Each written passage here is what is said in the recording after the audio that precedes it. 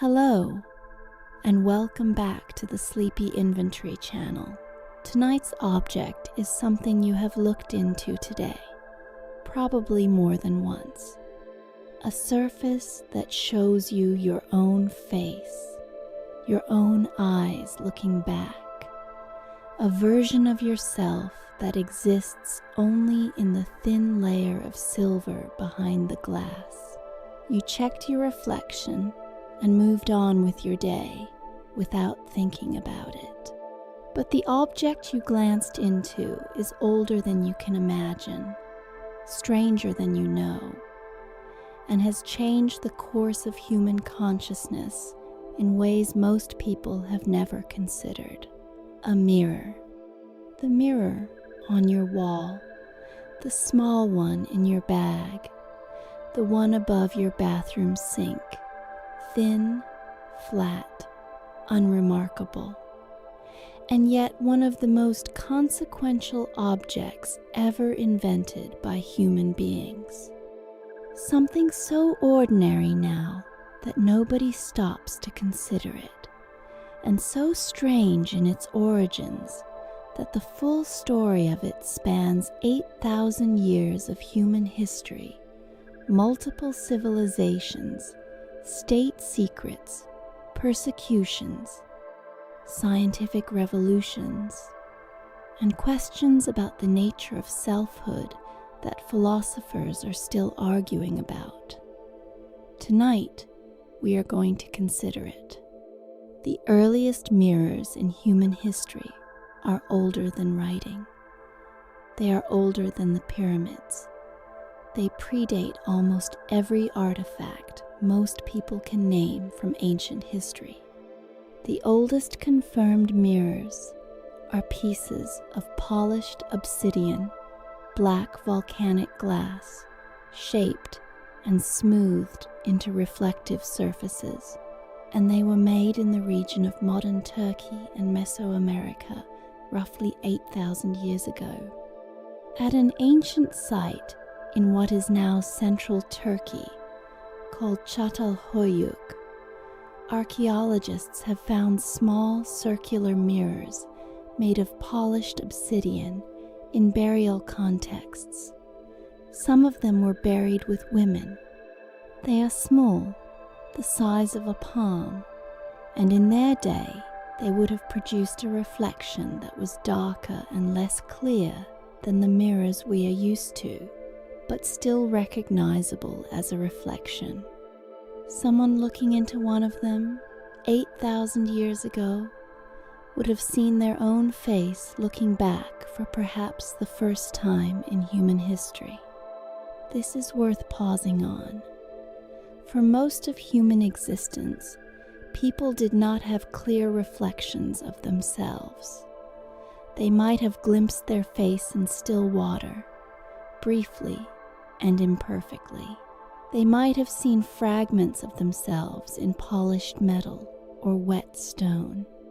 But the idea that you could look at yourself steadily, study your own features, compare yourself to others in the same way that others could compare themselves to you, was not available to most of humanity for most of human history. To see yourself clearly was once a rare and almost sacred thing. The Mesoamerican obsidian mirror tradition developed independently on the other side of the world. The Olmec, the Maya, and later the Aztec all produced polished stone mirrors, often from obsidian, but sometimes from hematite or other reflective minerals. These mirrors were not primarily used for vanity. They were ritual objects.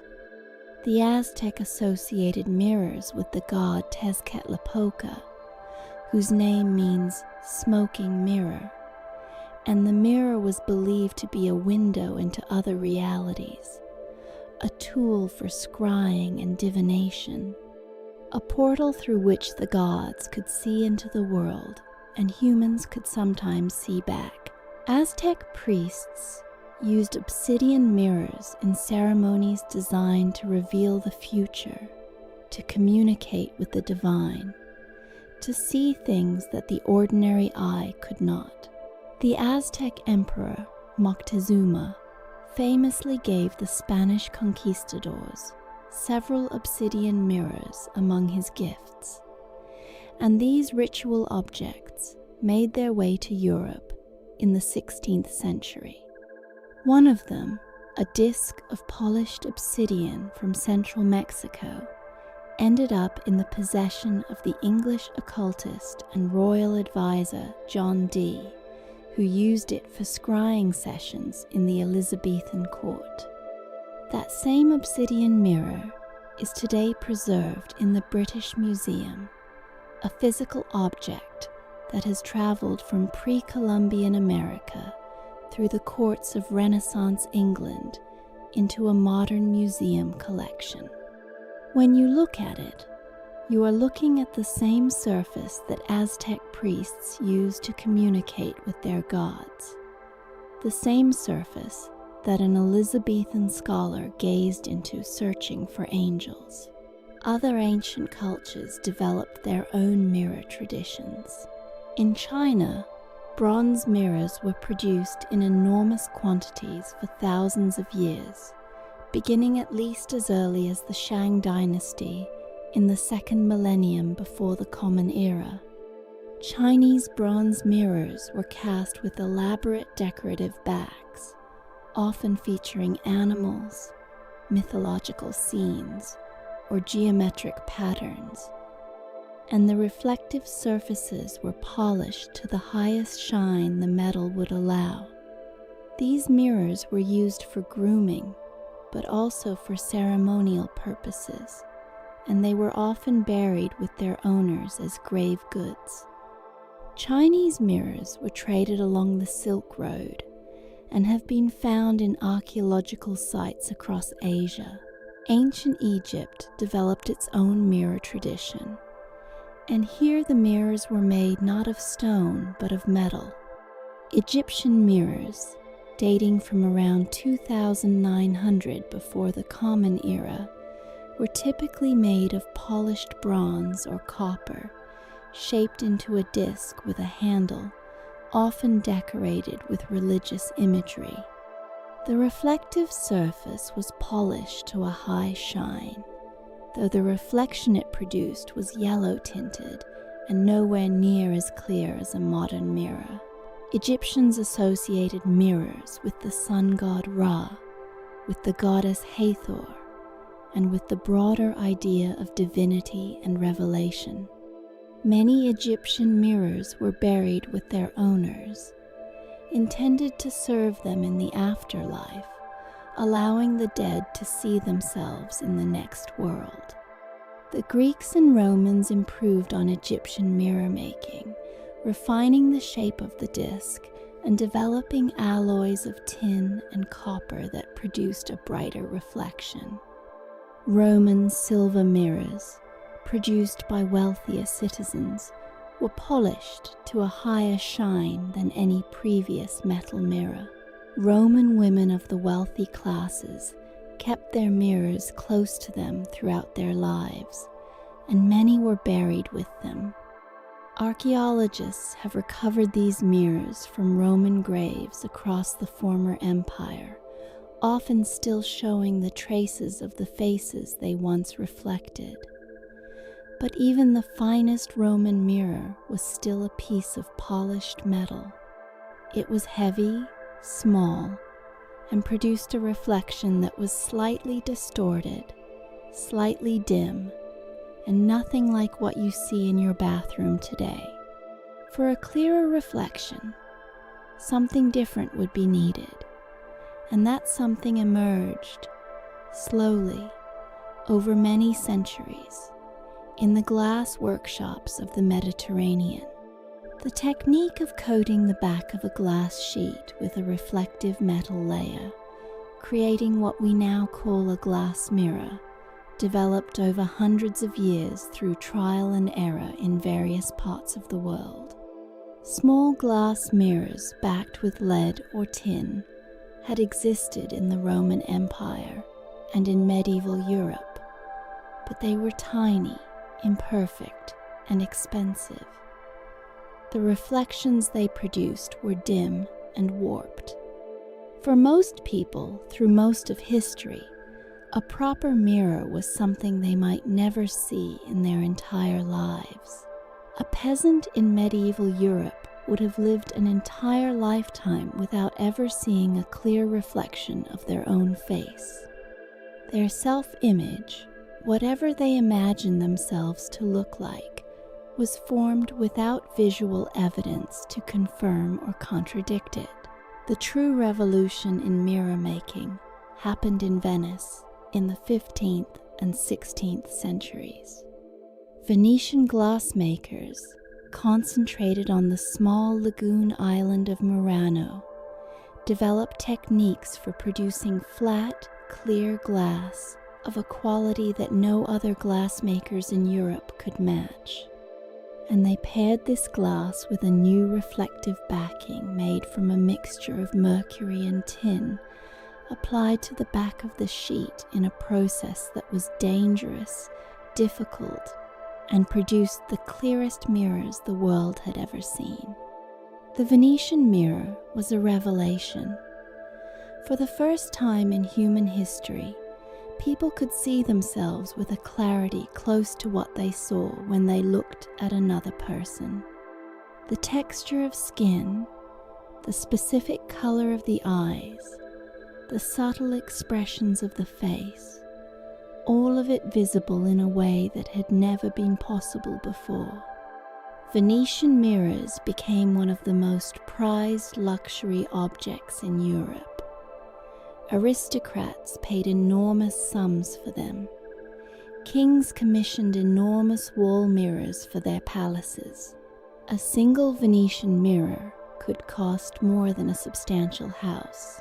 In some estate inventories from the 16th century, the mirror is listed among the most valuable possessions the family owned, worth more than furniture, more than paintings, sometimes rivaling the value of the land itself. The Venetian government was fully aware of what they had. The production of mirrors was one of Venice's most lucrative industries, and the state treated the technical knowledge behind it as a matter of national security. The glassmakers of Murano were granted extraordinary privileges. They were permitted to marry into the Venetian nobility, an honor normally reserved for the most powerful families. Their daughters inherited their father's status. They lived in relative wealth and comfort compared to ordinary Venetians, but they were also, in a very real sense, prisoners.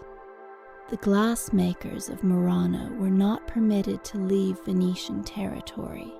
The secrets of their craft belonged, in the eyes of the state, to Venice itself, and any glassmaker who took that knowledge abroad was considered a traitor. Venetian agents kept watch on the glassmakers and their movements. Those who attempted to escape to foreign courts were hunted. Some were brought back by force, some were killed, some simply disappeared.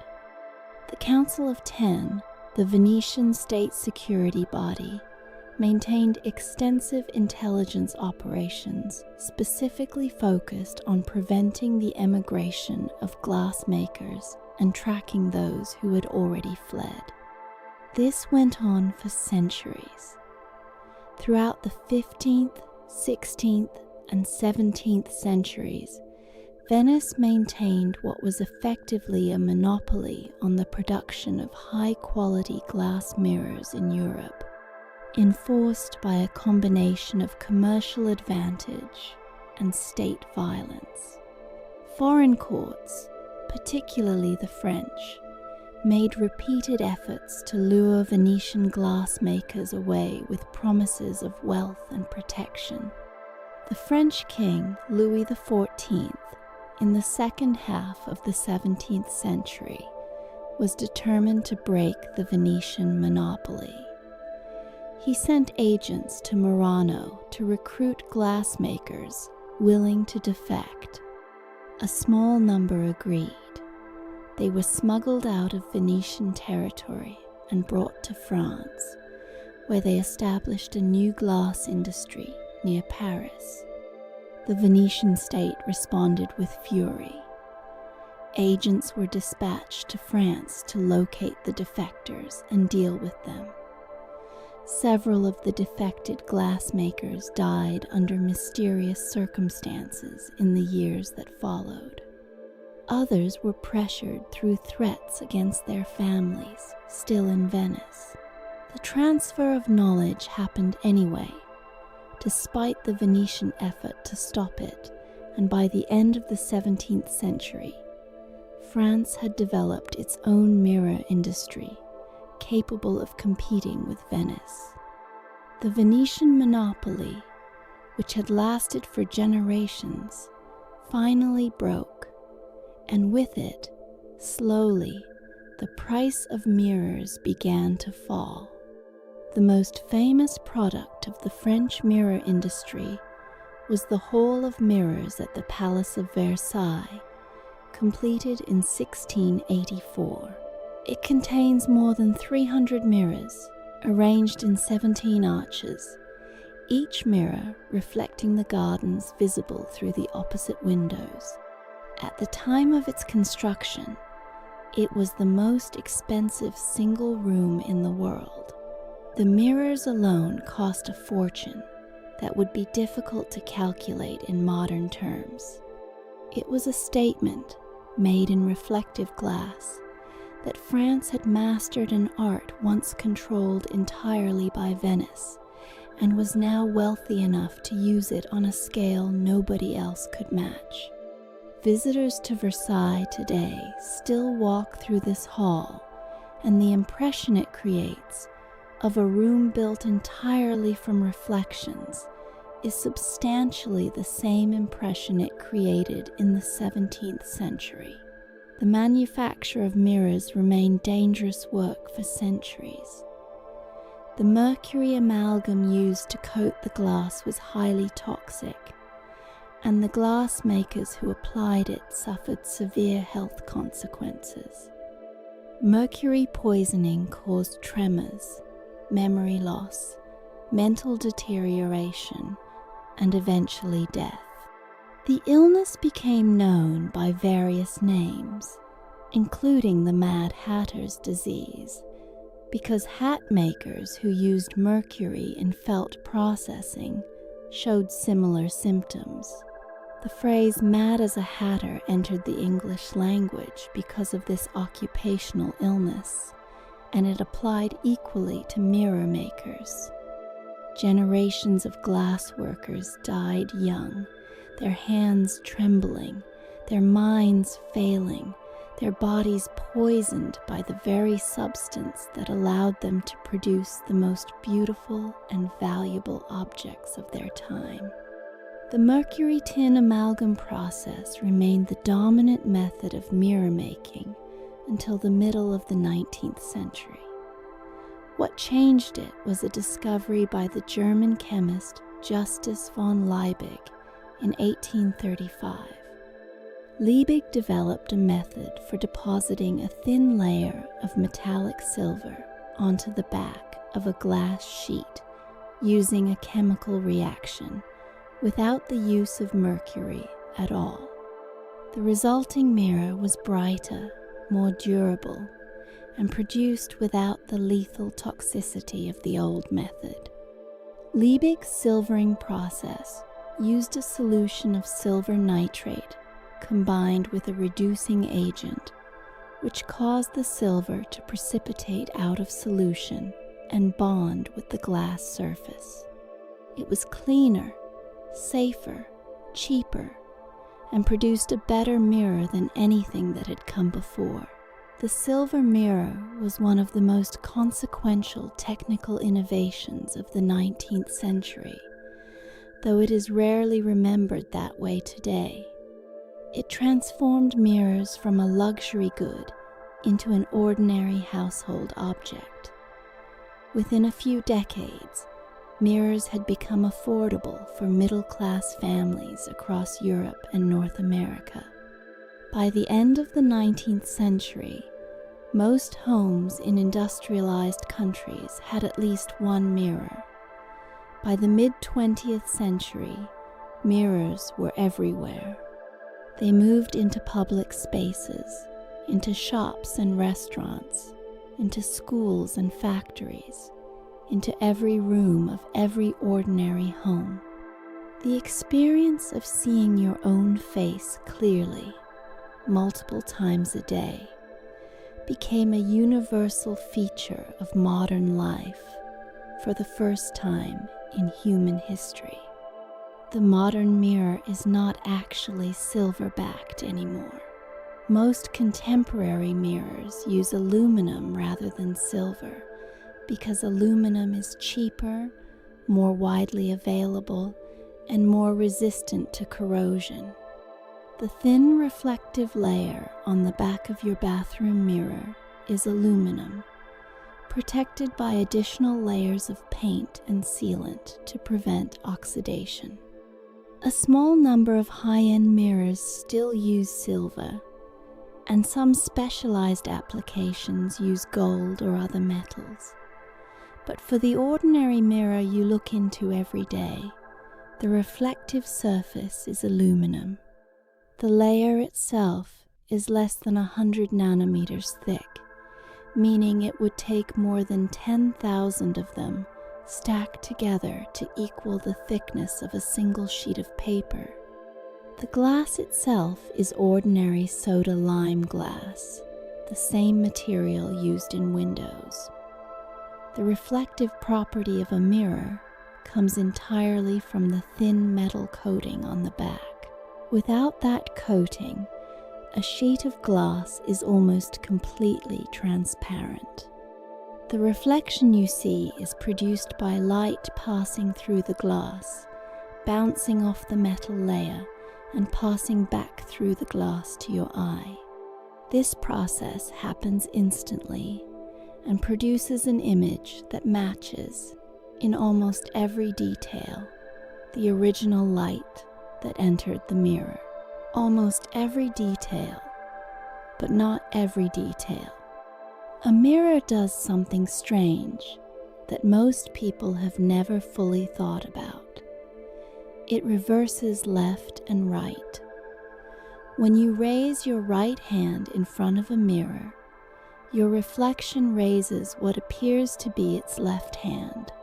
Text reflected in a mirror appears backwards.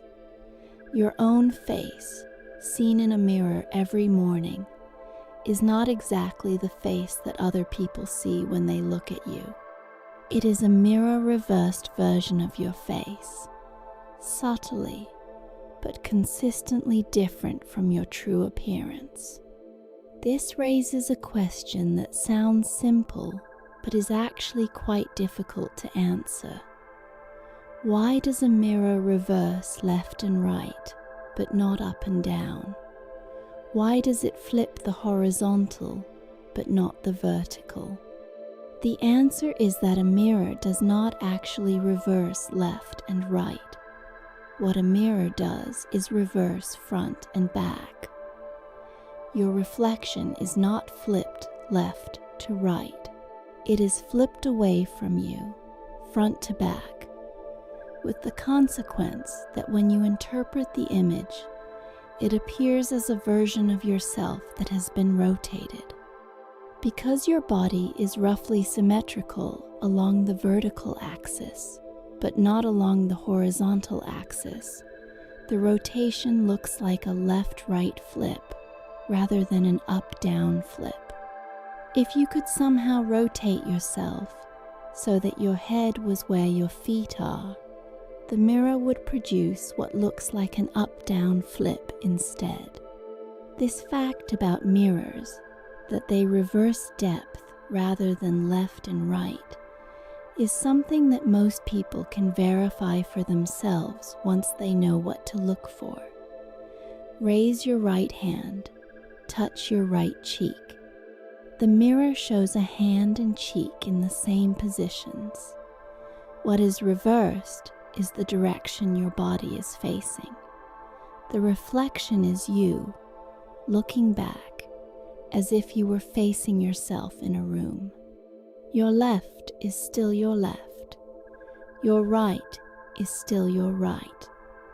But the person in the mirror is turned the opposite way, which creates the illusion of a swap. The psychology of this is complex. Most people, when they look at a photograph of themselves, experience a mild sense of strangeness. The face in the photograph does not quite match the face they are used to seeing in the mirror. This is because the photograph shows your actual face, the face other people see, while the mirror has been showing you a reversed version of your face your entire life. Subtle asymmetries that you have grown accustomed to appear reversed in photographs. Your parting, if you part your hair, is on the wrong side. The slight differences between your two eyes are swapped. Your smile pulls the wrong direction. Most faces are slightly asymmetrical, and most people have no idea that the face they know best, their own, is not the face that everyone else sees when they look at them. The face in photographs, the face in video calls with certain settings, the face on security camera footage is the real face. The face in the mirror is a lifelong optical ghost, a reflection that has kept you company since infancy and that nobody else will ever see. The mirror has changed human psychology in ways that go beyond the superficial question of appearance. There is a body of scientific work on something called the mirror test, first developed by the psychologist Gordon Gallup Jr. in 1970. The mirror test is a simple experiment. A mark is placed on an animal's body in a location the animal cannot see without a mirror. The animal is then shown a mirror. If the animal touches the mark on its own body, it is considered to have recognized itself in the mirror. If it attacks the mirror or treats the reflection as another animal, it has not. Most animals fail the mirror test. They treat their reflection as a stranger. Cats often show aggressive or playful behavior toward their reflections, sometimes for years, never quite understanding that the other cat is themselves. Dogs generally ignore mirrors entirely after a brief initial interest. Fish, birds, and most mammals do not pass the test. A dog that has lived in a house with a mirror for a decade will walk past it every day without ever understanding that the dog on the other side is not another dog, but its own reflection. The animals that do pass the mirror test make an interesting list. Great apes, including chimpanzees, orangutans, and gorillas, pass. Bottlenose dolphins, pass. Elephants, pass. Magpies, pass. A single species of fish, the cleaner wrasse, has been shown in some studies to pass as well, which has raised considerable scientific controversy. The list of animals with self-recognition is small, and what those animals have in common is a subject of considerable ongoing scientific discussion. Human children, interestingly, do not pass the mirror test at birth. They pass it at around 18 months to 2 years of age. Before that, a child shown their own reflection will treat it as another child, attempting to interact with it, sometimes touching it, sometimes smiling at it. Sometime in the second year of life, a child's brain develops the capacity to recognize that the image in the mirror is themselves. The transition is gradual, but it is also distinct, and developmental psychologists consider it one of the milestones of the formation of selfhood. Before the mirror test is passed, there is no fully formed self. After it is passed, there is.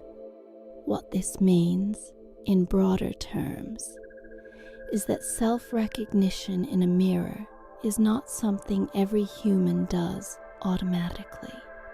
It is a cognitive capacity that develops, that some species have and others do not, and that is closely linked to whatever we mean when we talk about consciousness and the self.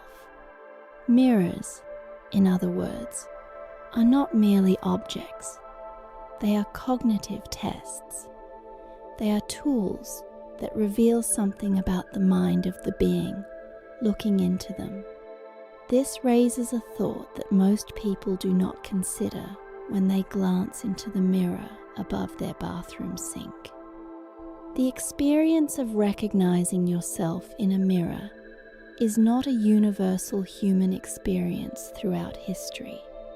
For most of human existence, people did not have clear mirrors.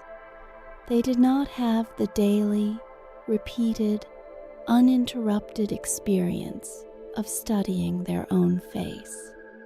Their self-image, the mental picture they carried of themselves, was formed from indirect sources, from the reactions of other people, from occasional imperfect reflections in water or polished metal. The modern relationship between a person and their own face, mediated through constant access to mirrors, is historically new.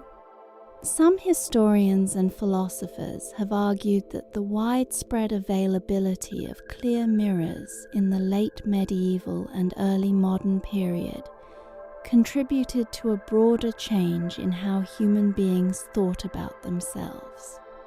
The rise of portrait painting during the Renaissance is sometimes connected to the improvement of mirror technology. Artists began producing self-portraits in a systematic way, only after mirrors became good enough to allow them to study their own faces in detail. Rembrandt, Dürer, and many of the great self-portraitists of the Renaissance and Baroque periods worked with mirrors as their primary tool. Without the improved mirrors of the Venetian era, the modern self-portrait as we know it would not exist. The development of the modern concept of individual selfhood, the idea that each person has a unique inner life worth examining and understanding, emerged in the same centuries that saw the mirror transformed from a rare ritual object into an increasingly common household possession. Whether the mirror caused these changes or simply accompanied them is a matter of ongoing debate. But the correlation is striking. The rise of the mirror matches, historically, the rise of the modern individual. Superstitions about mirrors are older than the mirrors themselves.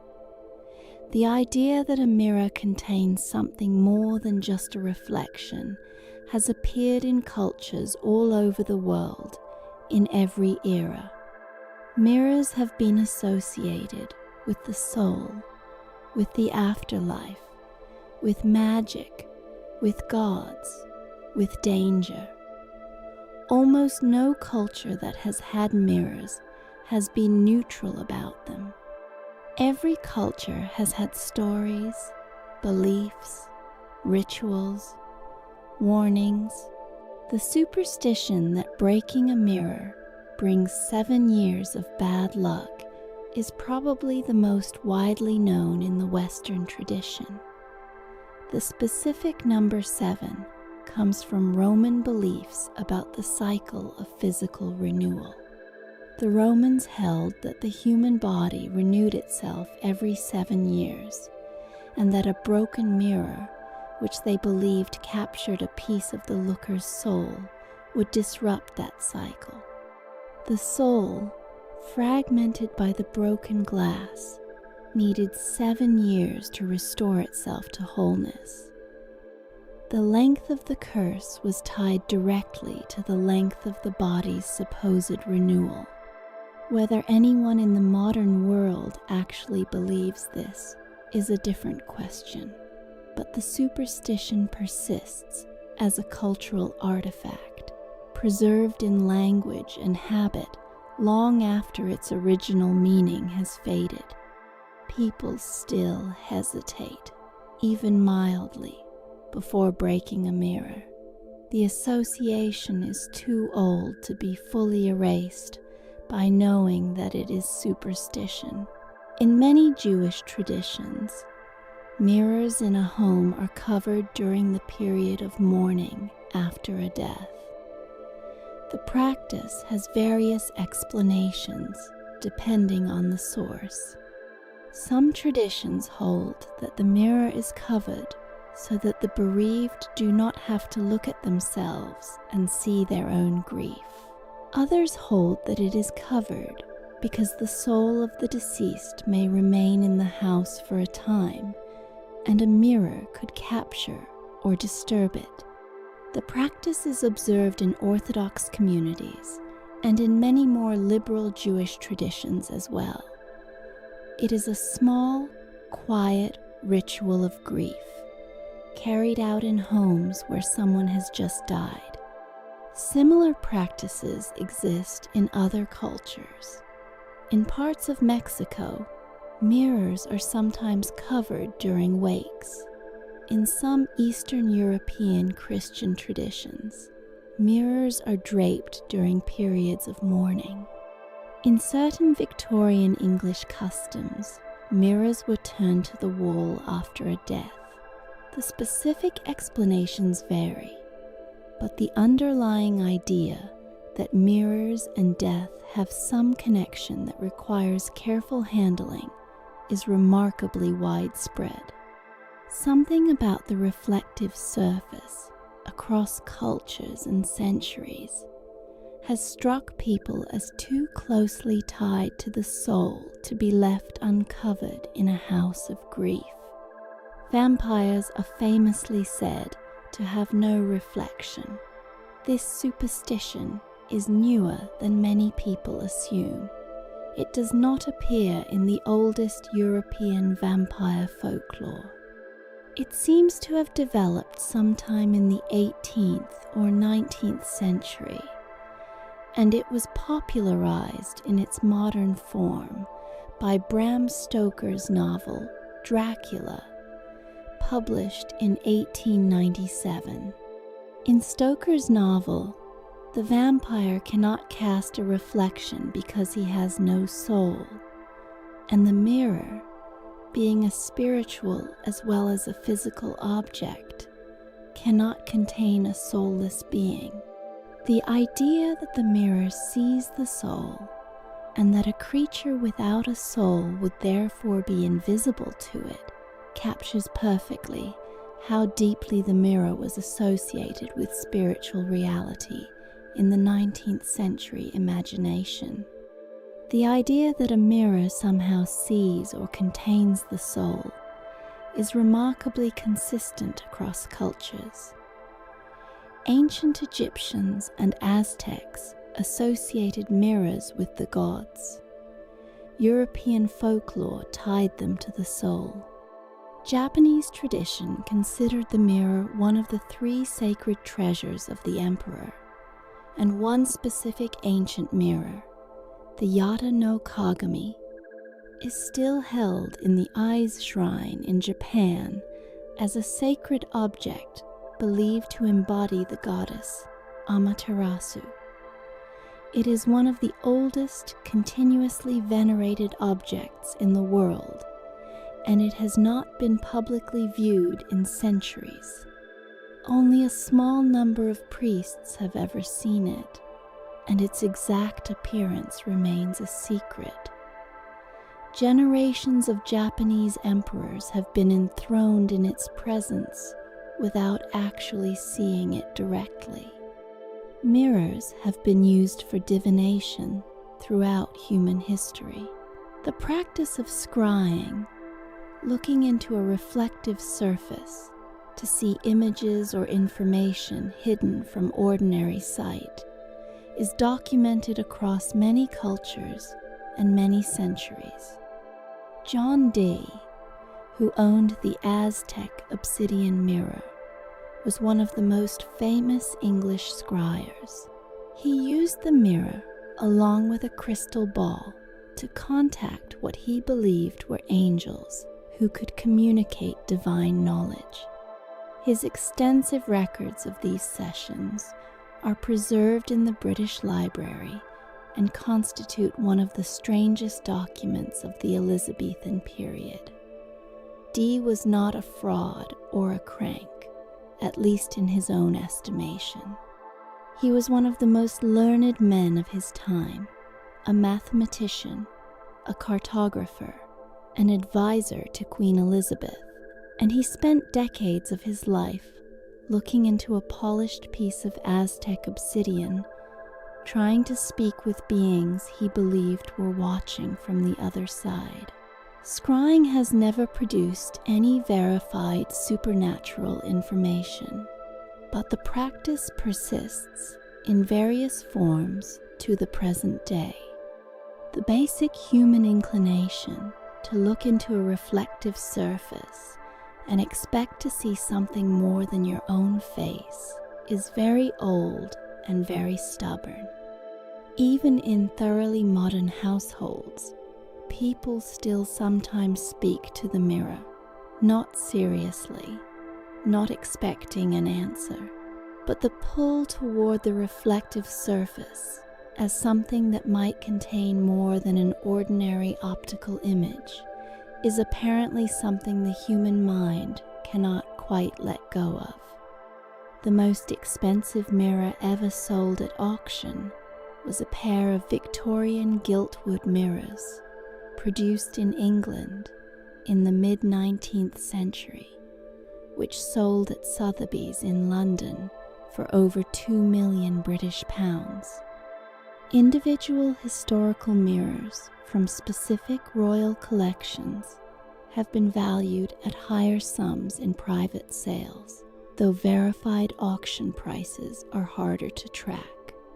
Medieval and Renaissance Venetian mirrors, when they occasionally appear on the market, command prices that reflect both their age and the extreme difficulty of producing them at the time. A small oval Venetian mirror from the 16th century, in good condition, can command a price that would stagger its original maker, who probably received only a small fraction of its eventual value during his own lifetime. The mirror in your home, by contrast, might have cost you $20. That is perhaps the most remarkable fact about the modern mirror. An object that was, for most of human history, so expensive that only monarchs could afford one, is now something you might buy without a second thought and hang wherever you need it. Modern mirror technology extends far beyond the household mirror. The largest mirrors in the world are the segmented primary mirrors of major ground-based telescopes. The Gran Telescopio Canarias, located on the island of La Palma in the Canary Islands, has a primary mirror made up of 36 hexagonal segments that together form a reflective surface over 10 meters across.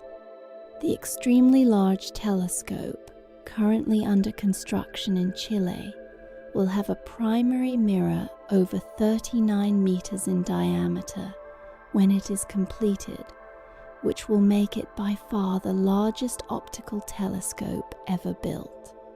The James Webb Space Telescope, launched in 2021, has a primary mirror made of 18 hexagonal segments coated in gold, with a total diameter of 6.5 meters.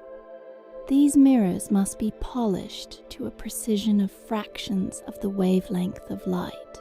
The surface of the James Webb mirror, if it were scaled up to the size of North America, would have no bump or dip larger than a few inches. The gold coating is only about 1,000 atoms thick, applied to beryllium segments that were chosen for their stability at the extreme cold temperatures of space. Every photograph the James Webb Space Telescope sends back from across the universe is light that has bounced off that gold surface and been focused into an image. Laser technology depends on mirrors of extraordinary precision. Some lasers use mirrors that reflect more than 99.99% of the light that hits them. The tiny fraction of light that is absorbed or scattered is the critical limitation on how precisely the laser can function. Mirrors of this quality are produced through techniques of material science that have been developed only in the past few decades. The mirrors inside a modern high-power laser system cost more than a luxury car, and they are manufactured with a precision that no artisan of any previous era could have imagined. Everyday objects also use mirrors in ways most people do not notice. The rearview mirror in a car contains a prism that allows the driver to flip between a daytime reflective setting and a dimmed nighttime setting, reducing glare from the headlights of cars behind. Bathroom mirrors with LED backlighting use specially designed partially reflective surfaces to allow light through at certain angles. Makeup mirrors often include a magnifying surface, which uses a concave shape to enlarge the reflection, a technique first used in ancient metal mirrors thousands of years ago. Dental mirrors, telescope mirrors, periscopes, kaleidoscopes, microscopes, cameras. Almost every optical instrument in the modern world includes a mirror of some kind. Security mirrors, particularly the one-way mirrors used in interrogation rooms and retail surveillance, work by combining a very thin reflective coating with specific lighting conditions. When one side of the mirror is brightly lit and the other is dark, the reflective layer allows people on the dark side to see through, while people on the lit side see only their reflection. The mirror itself is not actually a mirror in one direction and a window in the other. It behaves the same way, regardless of which side you are looking from. The illusion is produced entirely by the lighting. If both sides are equally lit, the mirror appears translucent to both observers at once. The famous interrogation room mirror, so familiar from crime films, is really just a window with very bright lights on one side. Convex mirrors, such as those used at road intersections or in shop corners for security, produce reflections that cover a wider field of view than flat mirrors, but show everything smaller and slightly distorted. Concave mirrors, used in telescopes, magnifying mirrors, and solar concentrators, focus light to a point and produce enlarged images of nearby objects. The shape of the mirror, combined with the physics of reflection, determines what kind of image it produces. The physics of reflection is, at its core, simple. Light travels in straight lines. When it hits a smooth, reflective surface, it bounces off at the same angle at which it arrived. This is the law of reflection, and it has been known since at least the time of the ancient Greeks. Euclid, in his treatise on optics, described it in the 3rd century before the Common Era. Every mirror you have ever looked into obeys this same law, whether it was polished obsidian from 8,000 years ago, bronze from ancient Egypt, mercury tin amalgam from Venice, or aluminum on soda lime glass in your bathroom right now. What changes is the quality of the surface. A surface that is smooth at the scale of the wavelength of light produces a clear reflection. A surface that is rough at that scale scatters the light in many directions and produces no reflection at all, or a diffuse one. The entire history of mirror making is, in a sense, a history of humans learning to produce smoother and smoother surfaces. First by grinding stone, then by polishing metal, then by forming flat glass and coating it with reflective layers, finally by depositing atomic layers of material with extraordinary precision. 8,000 years of refinement, all for something you glance at for a second in the morning and then forget about. The factory production of mirrors today involves a process called vacuum deposition. A sheet of clean glass is placed inside a vacuum chamber, and a small amount of aluminum is heated until it evaporates. The aluminum vapor condenses onto the cold surface of the glass, forming a thin, uniform, metallic layer. The process takes only seconds per mirror. The factory can produce thousands of them a day. The same technique that once required mercury tin amalgam, poisonous fumes, and years of apprenticeship is now accomplished by pushing a button on an industrial machine. And yet, when you look into a mirror, even now, after all this history, something still happens that is not quite ordinary. You see yourself, not as others see you, but as your reflection. A version of yourself that has always looked back at you every day of your life. A face you recognize more readily than almost any other face in the world. A face that exists only on the other side of the thin silver layer that separates you from an empty room. The mirror you use today is 8,000 years old in its origins. It carries the memory of Aztec priests and Egyptian queens and Venetian prisoners and a German chemist working with silver solutions in his laboratory. It carries the mercury that killed the mirror makers, the gold on the James Webb Space Telescope, the obsidian disc in the British Museum that John Dee used to contact angels. It carries the tradition of Jewish families covering their mirrors in mourning, and the Japanese shrine priests who have guarded a single sacred mirror for centuries, and the developmental psychologists who have used mirrors to study the formation of the self in infants and animals. It carries all of that history with it. Somewhere in your house, right now, there is a mirror. You passed it today. Maybe you looked into it.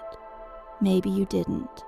It is still there, reflecting whatever happens to be in front of it, doing what mirrors have done for 8,000 years. Tomorrow, when you look into it, you will see what you always see, your own face, the face you have known since childhood, the face that exists only on the reflective side of the glass. And behind that familiar reflection, now, will be a little more knowledge than there was before. 8,000 years of human effort to produce a clear surface. The mercury and the silver and the aluminum. The Aztec priests and the Venetian prisoners and the German chemist. The gold on the telescope 1,000,000 miles above the earth. The quiet, strange science of a thin metal layer behind a sheet of glass. You have been patient tonight, and I thank you for that. Thank you for listening. Thank you for spending this evening with the long, quiet history of a small, ordinary object. I hope something in the story stayed with you, and I hope the rest of it settles quietly somewhere in the back of your mind, where you can find it again when you want to. Rest well now. Sleep deeply. I hope your dreams are gentle. Good night from the Sleepy Inventory. Until next time.